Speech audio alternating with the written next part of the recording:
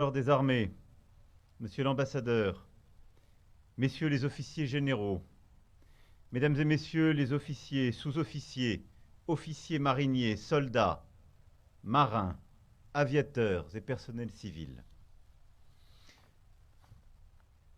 C'est un honneur pour moi d'être parmi vous en cette veille de Noël, ici, au milieu du désert des Émirats arabes unis, au sein du prestigieux Royal Pologne.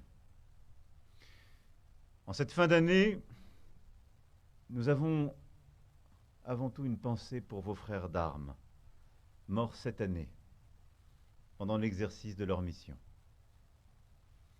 J'ai une pensée particulière pour le sergent Jimmy Gosselin, du 7e bataillon de chasseurs alpins de Vars, mort durant la mission Harpie en Guyane. Chef des armées, je veux dire ici la reconnaissance profonde de la nation pour leur sacrifice, la solidarité absolue que nous devons à leurs familles en cette période de fête, au-delà aussi dans la vie de chaque jour. S'engager, se battre, servir, tomber, vivre par l'esprit et le cœur des vivants qui restent et s'engagent. C'est le chemin de la force et de l'espérance qu'ensemble avec vous, nous empruntons. Mes pensées vont également à nos blessés nombreux cette année encore, ces corps meurtris, ces âmes sur lesquelles l'empreinte de la violence s'est déposée.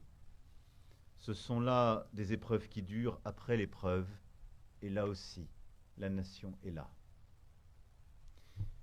Je veux saluer ici le travail d'accompagnement des associations, du ministère des Armées et des anciens combattants qui nous aident à mieux prendre en charge cette souffrance. Un pays fort est un pays reconnaissant envers ceux qui le servent. Et il n'y a pas de force morale sans lien puissant avec nos blessés, leurs familles et les familles endeuillées. Il n'y a pas de grande nation sans cette force d'attention. Voilà pourquoi, depuis Louis XIV, le chef de l'État est le protecteur de l'Institution nationale des Invalides et de ses pensionnaires, qui sont eux aussi dans cette fraternité d'attention qui fait de nous une nation. Je veux également ici vous témoigner de ma reconnaissance à vous tous, qui, loin de la métropole, pour certains loin de leurs proches, servez au sein des forces françaises aux Émirats arabes unis, affectés ou en mission de courte durée. Je vous remercie pour votre accueil chaleureux et je félicite tous ceux qui ont participé à l'organisation de ce déplacement. Et à travers vous tous, c'est l'ensemble de l'engagement de nos soldats, aviateurs, marins, médecins, infirmiers, commissaires et ingénieurs, personnel civil du ministère d'actifs comme de réserve, que je veux saluer ici, qu'ils soient engagés dans la permanence de la dissuasion, en opérations extérieures, dans nos forces de présence, nos forces prépositionnées, en mission sentinelle de permanence à la veille de Noël. Je sais la détermination de chacun pour la réussite de la mission et je sais aussi le tribut dont vous vous acquittez pour la réussite de celle-ci. Alors, au nom de la nation, soyez-en remerciés. Je suis ici dans cette région du monde à l'entremêlement de tous les défis de notre temps, sécuritaires, terroristes, géopolitiques, enjeux de rivalité et de sécurité. Amiral, depuis notre base opérationnelle avancée la plus à l'est, vos missions et celles des femmes et des hommes que vous commandez s'étendent du canal de Suez à l'Australie. Au cœur du Moyen-Orient, les FFEAU sont une force de stabilité. Stabilité pour les ressortissants français, comme pour les ressortissants européens de toute la région. Ce dont a témoigné l'opération d'évacuation du Soudan que vous avez menée en avril 2023. Stabilité aux côtés de nos alliés pour lutter contre le terrorisme, dans le cadre de l'opération Chamal en Irak et en Syrie. Stabilité. Dans l'immensité des mers où vous assurez la sécurité maritime du quart du trafic maritime mondial qui transite par la mer Rouge, l'océan Indien et leurs points de passage. Votre engagement dans l'opération de l'Union européenne Aspides permet de maintenir le trafic commercial, de défendre les navires civils transitant dans le détroit de Bab el-Mandeb, de sauver la vie de nombreux marins en danger, d'éviter une marée noire en août 2024, après le ciblage par les Houthis du pétrolier Sounion. Je pourrais citer tant et tant de vos missions. Depuis le massacre du 7 octobre 2023 en Israël, avec nos frégates de premier rang et nos Atlantique II, appuyées régulièrement par les Mirage 2000 des forces françaises stationnées à Djibouti, vous répondez avec succès au quotidien aux menaces découlant de ce conflit. Plus de 200 bâtiments escortés, des dizaines de marins sauvés, des dizaines de drones et de missiles interceptés. Stabilité dans l'océan Indien aussi, où vous luttez contre les trafics. Trafic d'armes, de composants duos qui alimentent la menace Houthi. Narcotrafic aussi. Vous en avez saisi plus de 17 tonnes cette année. Ces missions illustrent l'engagement constant de nos armées. À l'heure des prédateurs, nous devons être forts pour être craints, et en particulier forts sur les mers. Voilà pourquoi, conformément aux 2 dernières lois de programmation militaire, et après un examen complet et minutieux, j'ai décidé de doter la France d'un nouveau porte-avions. La décision de lancer en réalisation ce très grand programme a été prise cette semaine. Madame la ministre des Armées, soyez tout particulièrement remerciée pour la qualité du travail qui a été mené avec les états-majors, la DGA, le CEA et les industriels. Ce chantier va directement irriguer notre économie et les 800 fournisseurs, dont 80% sont des PME, impliqués dans la construction. Je serai le garant de cet engagement en faveur de nos entreprises puisque je me déplacerai sur le chantier en février prochain afin de les rencontrer. Ce nouveau porte-avions sera l'illustration de la puissance de notre nation, puissance de l'industrie, de la technique, puissance au service de la liberté sur les mers et dans les remous du temps. Stabilité aussi, au profit de notre partenaire stratégique, les Émirats arabes unis avec qui nous entretenons des liens de très grande confiance. La France est ici la seule nation étrangère dont les militaires sont présents avec leurs familles et qui le sont en toute occasion, même lors des derniers épisodes qui ont vu la péninsule être prise pour cible. Voilà l'une des plus belles marques de confiance dont nous puissions témoigner aux pays qui nous accueillent. Cette confiance mutuelle est inscrite dans notre accord de défense qui nous lie aux Émirats arabes unis. Et la France a fait la démonstration de sa détermination à appliquer la clause d'assistance que cet accord prévoit. Ainsi, en 2022, alors qu'Abu Dhabi était ciblé par des drones et des missiles Houthis, la France a réagi immédiatement avec ses Rafales de la base aérienne 104 d'Al-Dafra et une batterie Crotale. En juin dernier, lors de la guerre des 12 jours, les FFEAU ont de nouveau fait face avec réactivité pour soutenir nos partenaires émiriens et qatariens en déployant des renforts aériens et une frégate de défense aérienne. La confiance se démontre dans les faits et elle s'éprouve dans ces moments difficiles.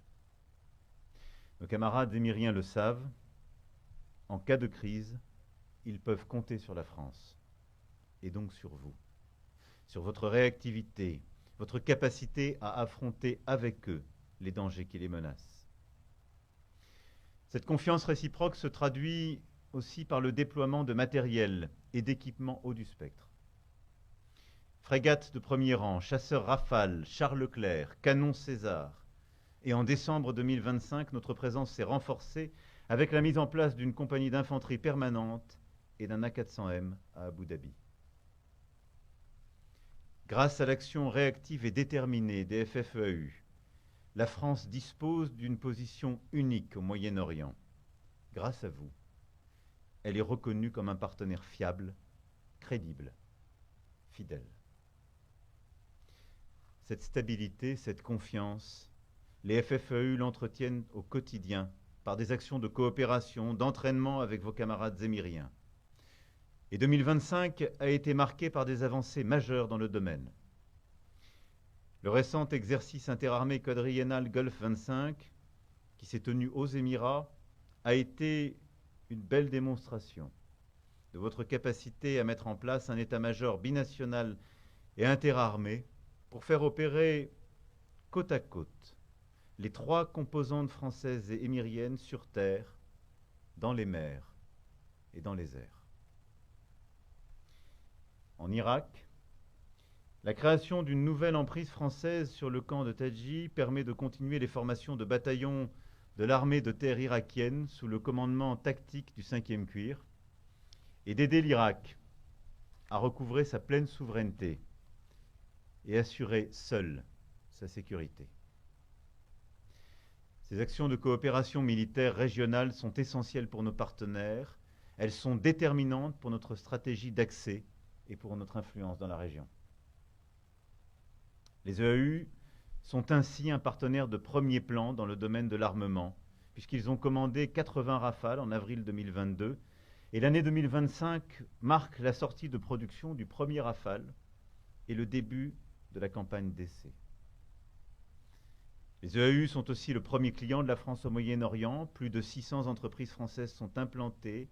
De riches coopérations ont été nouées dans les domaines énergétiques, technologiques, de l'innovation, de la santé, de l'éducation, avec l'implantation de la Sorbonne, mais aussi dans le domaine de la culture, grâce au Louvre Abu Dhabi.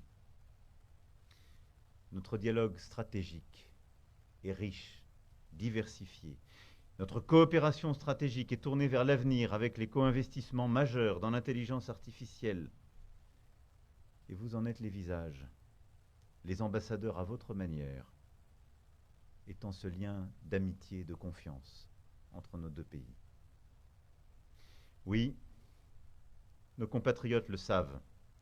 La situation internationale pèse sur leur quotidien.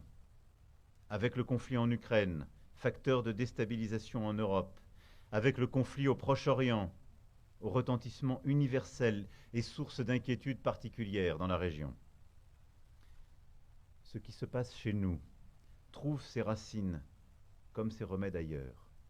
Et les crises géopolitiques, les guerres, les trafics forment un horizon de péril. Alors, sentinelle de l'idéal, vous servez ici pour défendre la sauvegarde des intérêts de la nation, la sécurité de chaque Français et nos intérêts. À mes côtés, vous êtes garant de celle-ci. Alors, en cette fin d'année, ensemble, soyons garants de ce qui nous rend fiers, un éclat français qui brille ici et pour l'universel. Je vous ai dit là combien notre place ici était importante, combien l'engagement de chaque jour des FFEAU avait changé la perception de la France dans ce pays et dans toute la région, et combien vos missions contribuaient à la stabilité, pas simplement de la région, et du monde. Je viens de vous dire aussi l'ambition qui est la nôtre, de continuer d'avoir l'armée la plus efficace d'Europe, de nous doter des meilleurs équipements, de poursuivre la modernisation de celle-ci dans les années qui viennent. Mais tout cela ne serait rien sans les femmes et les hommes qui font nos armées, vous. Et laissez-moi vous dire la fierté qui est la mienne d'être aujourd'hui à vos côtés et d'être depuis plus de 8 années à votre tête. J'ai vu durant ces années des femmes et des hommes s'engageant pour la patrie, servant ses intérêts et ses valeurs. prêts au sacrifice ultime. Et chaque jour, prêts à recommencer. Cela, c'est notre plus grande force. Ne l'oubliez jamais.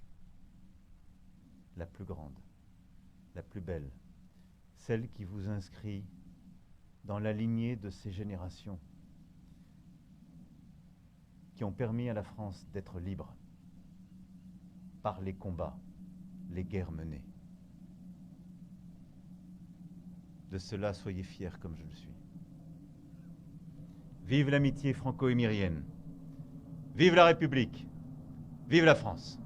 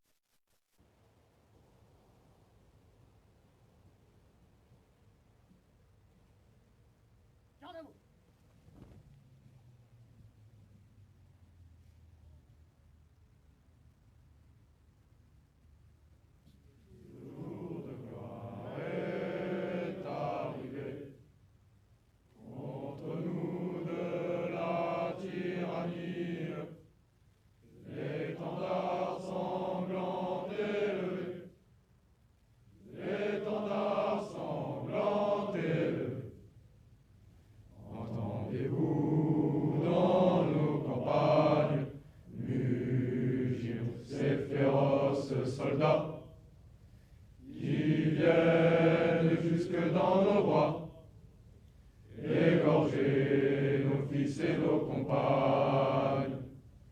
Aux armes, citoyens, formez vos bataillons, marchons